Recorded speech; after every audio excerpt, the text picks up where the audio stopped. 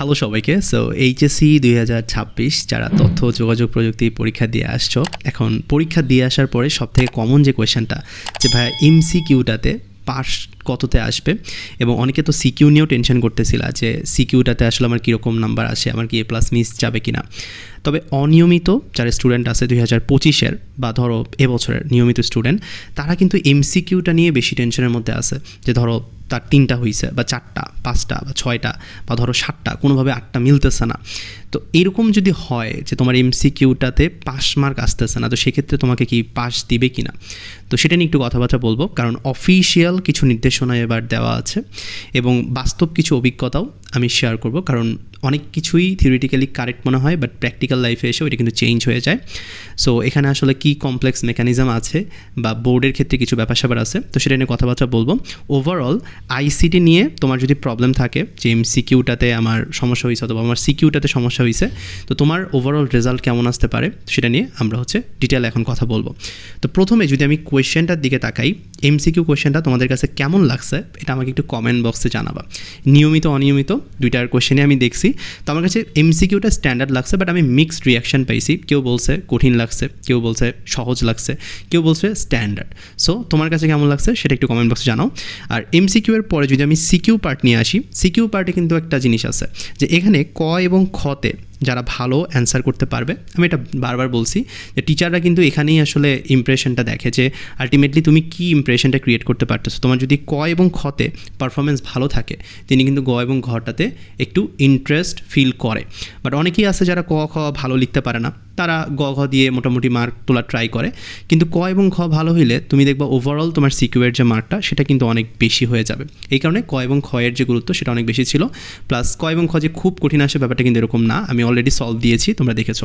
So solve না দেখে থাকলে আমার ইউটিউব চ্যানেলে ভিডিওস আছে, তো ওখান থেকে তুমি সলভ দেখতে পারো। তো এখন কথা হইলো যে আমি এটা আশা করতেই পারি যে তোমরা সৃজনশীলেও খুব বেশি প্রবলেম ফেস করো নাই, যারা করছো তারা হয়তো বা গ এবং ঘতে করছো। তো এখন আমরা অফিসিয়াল স্টেটমেন্টগুলো দেখবো। তার আগে এখানে একটা কমেন্ট আসছে। আচ্ছা, একজন কমেন্ট করছে যে এমসিকিউ তার 7টা হয়েছে, অর্থাৎ আইসিটির এমসিকিউ তার 7টা হয়েছে, এখন কি হবে।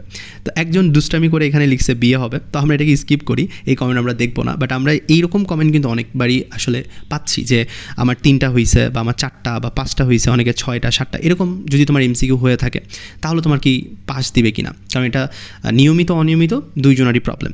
তো বোর্ড থেকে যে নির্দেশনা দেওয়া হয়েছে এটা যদি আমরা একটু দেখি, আইসিটির এমসিকিউটাতে 25-এর মধ্যে মিনিমাম তোমাকে 8 পাইতে হবে, এটা বোর্ড থেকে বলা। এখন 8-এর নিচে তুমি যদি পাও তাইলে কিন্তু তারা বলছে যে তাকে পাস দেওয়া যাবে না। এবং আইসিটির সিকিউ যেটা সৃজনশীলে 50-এর মধ্যে তাকে মিনিমাম 16 পাইতে হবে। টিচার যদি তোমাকে কোনো কারণে থেকে কম মার্ক দেয় তাইলে তুমি কিন্তু সিকিউটাতে ফেল। তো প্র্যাকটিক্যালের ব্যাপারটাও ডিফারেন্ট, ওখানে 25-এর মধ্যে 8 পাইতে হবে, বাট প্র্যাকটিক্যালটাতে আমরা তো ওভারঅল সবাই একটা মার্ক পেয়েই যাব। বাট এই দুইটা নিয়ে কিন্তু আমাদের প্রবলেম যে এমসিকিউটাতে যদি আমি 8 না পাই, তার মানে বোর্ড থেকে বলতেছে আমার ফেল আসবে। আবার আমি যদি সিকিউটাতে 50-এর মধ্যে 16 না পাই তাহলে আমার ফেল আসবে। আচ্ছা, এটা কথাবার্তা। আইসিটিতে কি সামগ্রিকভাবে পাস আছে, এটা অনেকেই বলে যে সিকিউ এমসিকিউ মিলায় কি আমাকে পাস দেওয়ার কোনো সম্ভাবনা আছে। ধরো এমসিকিউটাতে আমি কম মার্ক পাইলাম, আমি সিকিউটাতে বেশি মার্ক পাইলাম, সো দুইটা ওভারঅল মিলায় কি আমার রেজাল্ট হবে, কথা না। বোর্ড থেকে একদম ক্লিয়ার বলা আছে তোমাকে আলাদা করে এমসিকিউটাতে পাস করা লাগবে, তোমাকে সিকিউটাতে পাস করা লাগবে, তোমাকে প্র্যাকটিক্যালটাতেও পাস করা লাগবে। এটা বোর্ড থেকে নির্দেশনা। এবং এর আগের বছর একটা স্টেটমেন্ট তারা দিয়েছিল বোর্ড থেকে যে দীর্ঘদিন ধরে চলা পাবলিক পরীক্ষার খাতা মূল্যায়নে যে সহানুভূতির নম্বর দেওয়া হতো, অর্থাৎ কেউ যদি 6 পাইতো তাকে ওইটা 8 করে পাস করে দেওয়া হতো, কিন্তু সেই জিনিসটা তারা বন্ধ করছে। আচ্ছা, তার মানে সহানুভূতির কোনো মার্ক তারা কিন্তু দিবে না, এটা আগের বছরই তারা মেনশন করছে। কিন্তু প্রবলেমের জায়গা যেটা হয়েছে যে এই যে এমসিকিউটা তুমি এখানে দেখতে পাচ্ছ, বছর তারা যেটা করছে যে অনেকেই 8 পায় নাই, অর্থাৎ 8-এর নিচে তারা ছিল, অর্থাৎ 5, 6, 7 এরকম মার্ক পাইছে। তো ওরা বেসিক্যালি দেখা গেছে যে আমাকে জানাইছে যে 5, 6, 7 পাইছে বিভিন্ন বোর্ডের, বরিশাল বোর্ড যেহেতু সবগুলা বোর্ড আলাদা আলাদা করে কিন্তু তাদের রেজাল্টটা পাবলিশ করে, যদিও একই প্রশ্নে পরীক্ষা হচ্ছে এবারও, বাট তারপরেও কিন্তু বোর্ডের রেজাল্টগুলো ডেফিনেটলি আলাদা হবে, দিনাজপুর আলাদা হবে, সিলেট আলাদা হবে। তো এই বোর্ডগুলো যেটা করে সেটা কিছু স্টুডেন্ট এই মার্কটা পায় না, অর্থাৎ 8-এর নিচে পায়, তারপরেও তাদের যখন রেজাল্ট আসে তখন তারা পাস করে যায়। অ্যান্ড এই ইনসিডেন্টটা আমি বিগত বছরও দেখেছি, কারণ এর আগের বছর যখন ইন্টারিম গভর্নমেন্ট ছিল তখন কিন্তু জিনিসটা আরও টাফ ছিল, কারণ তখন কেবল এই নিয়মটা হয় যে 8-এর নিচে যদি কেউ পায় বা যদি 16-র নিচে কেউ যদি পায় তাহলে তাকে ডিরেক্ট ফেল করে দেওয়া হবে। কিন্তু একটা বড় শতাংশ স্টুডেন্ট তারা কিন্তু হচ্ছে এই 8-এর নিচে পেয়েও পাশ করে গেছে। এখন আমি জানি না যে এখানে আসলে বোর্ডগুলা কোনো মেকানিজম করে কিনা বা বোর্ডগুলা নিজেদের রেজাল্টটাকে হাই দেখানোর জন্য এই কাজ করে কিনা, বাট এটা কিন্তু বাস্তবতা যে তোমার যদি এইখানে দেখা গেছে যে মার্ক যদি একটু কমেও যায়, ধরো তুমি এখানে 8 পাও নাই, তারপরেও এখানে সম্ভাবনা আছে যখন তুমি রেজাল্টটা পাবা তখন তুমি দেখবা যে এখানে তোমার পাস চলে আসছে। তো এটা হচ্ছে আসার কথা। সেমভাবে তুমি সিকিউর কথা চিন্তা করো, সিকিউতে তোমার যদি খারাপ করার সম্ভাবনা থাকে, বাট তুমি দেখবা যে ওভারঅল তুমি যখন রেজাল্টটা পাবা ওখানে যেহেতু গ এবং ঘয়ে তোমার কলেজের মতো খাতা দেখবে না, ওখানে কিন্তু একটু ব্রডভাবেই তারা নাম্বার দেয়। সো ওভারঅল এখানে কিন্তু মার্কটা তোমার অনেক ভালোই আসবে, ঠিক আছে? তো যারা পাস নিয়ে চিন্তা করতেছিলা সিকিউটাতে, তুমি যদি জাস্ট ক এবং খ একটা মিনিমাল জিনিস লিখে আসো, ক এবং খ যদি ঠিকঠাক থাকে, গ ঘতে আংশিক লিখলেও কিন্তু তোমরা মার্ক পেয়ে যাবা।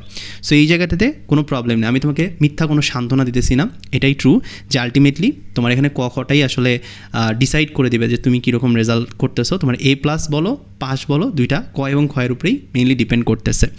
আচ্ছা, তো এই এমসিকিউ পার্টটাতেই আমি একটু আসি যে এমসিকিউ পার্ট নিয়ে যেহেতু সবার একটু প্রবলেম, যে বোর্ডগুলো কিন্তু এখানে এই কাজটা করে যে কিছু স্টুডেন্ট যারা পাসই করতেছে না, কারণ এরকম যদি হয় যে আইসিটিতে তারা 8টা কমে যারা হচ্ছে এমসিকিউ অ্যান্সার করছে বা 8 নম্বরের নিচে যারা পাইছে তাদেরকে ফেল দিবে, তাহলে দেখা গেছে 60% স্টুডেন্টই আসলে ফেইল করে যাবে, কারণ অনেকেই আসলে এমসিকিউটা ওইভাবে করতে পারে না। তো যার কারণে দেখা গেছে কিছু কিছু সময়ে আমরা দেখি যে আমার একটি স্টুডেন্ট, আমি প্রুফ দিয়ে দিব না, আমি হচ্ছে এর আগের বছরের অনেক প্রুফ আছে, সো আমি ওটা দিয়ে দিব, তাহলে তোমরা দেখতে পারবা। এটা জাস্ট কোনো মিথ্যা কোনো গাল গল্প না, এটা সত্য যে আলটিমেটলি এমসিকিউটাতে খারাপ করেও তারা কিন্তু হচ্ছে পাস করে গেছে। সো এইটা ছিল ওভারঅল বিষয়বস্তু। আবার অনেকের যেটা হয় যে এমসিকিউ মিলানো নিয়ে অনেকেই প্রবলেম ফেস করতেছো, যে এখানে একটা উত্তর দেখতেছো ওখানে আরেকটা উত্তর দেখতেছো। তো অনেক সময় যেটা হয় বোর্ড যে অ্যান্সারটা নেয়, তো বোর্ডের যে অ্যান্সারটা সেটা অনেক সময় আমাদের মিলানোর সাথে 2-1টা মিলে না। ধরো বোর্ড অ্যান্সার দিছে ক, তুমি একটা জায়গা থেকে মিলাইছো, সেখানে তুমি অ্যান্সার দেখছো খ। তো এরকম হইতে পারে যে 2-1 নাম্বার এদিক সেদিক হতে পারে, বাট ম্যাক্সিমামই আসলে সেমই থাকবে। তো এই 2-1 নাম্বার বোর্ড যেটা রাইট মনে করবে সেটাই তারা নেবে, তার তো অবভিয়াসলি কোনো কোচিং সেন্টারে ভাইয়া বা কোনো গাইড বই থেকে অ্যান্সার নিবে না। সো বোর্ডের এখানে নিজস্ব একটা হচ্ছে উত্তরমালা আছে, তো ওরা কিন্তু হচ্ছে ওইটাকে ফলো করবে। তো ওভারঅল আমি তোমাকে একটা জিনিসই বলবো যে তোমার যদি মনে হয় যে তুমি 4, 5, 6, 7 এরকম যদি তোমার মার্ক এসে থাকে, বা তোমার সিকিউটাতে তুমি দেখতেছো তোমার 16 হয়তো আসতেছে না, বা টেনশন করার কোনো কারণ নাই। তুমি যখন ওভারঅল রেজাল্ট পাবা ম্যাক্সিমাম বোর্ডের ক্ষেত্রেই দেখা যাবে যে তোমার কিন্তু হচ্ছে পাস চলে আসছে। কিছু বোর্ড একটু এদিক সেদিক করে, সো আমি ওগুলা মেনশন করে দিব এবং আমি প্রুফও দিয়ে দিব যে আগের বছর আসলে কোন কোন বোর্ডগুলা এই কাজ করছে, যে কিছু স্টুডেন্ট আছে যারা পাস করার কথা না বাট পাস করে গেছে। তো তুমি চাইলে তোমার বোর্ডের নাম আমাকে জানাতে পারো, কোনো প্রবলেম না। আর যে কোনো প্রবলেম হলে আমাকে এই যে হোয়াটসঅ্যাপ নাম্বার আছে, হোয়াটসঅ্যাপে জানাতে পারো। নতুন ভিডিওর অপেক্ষায় থাকো, কারণ সামনে অনেক ইন্টারেস্টিং কিছু ভিডিও আসতে যাচ্ছে। দেখা হচ্ছে নতুন ভিডিওতে। ধন্যবাদ সবাইকে।